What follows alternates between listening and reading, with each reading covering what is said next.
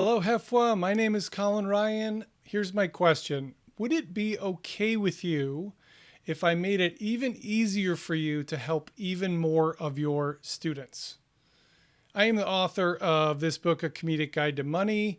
I've been to HEFWA before a number of times, but I've been away for 2 years. During that time, I have written a mental health memoir. It's not this one. This is a good one, though. Mine's not out, but will be out very soon this year.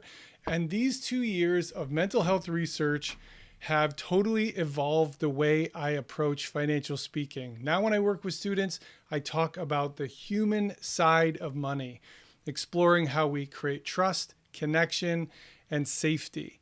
I hope you will come to the workshop where I will share the things I've learned, share the things that I'm observing from students, and I'm going to give you plug and play simple strategies you can use that will help you be even more effective in your funding requests and your supervisor reports, that will help you connect with students and drive more change, will help you destigmatize finance so more students reach out to you and participate.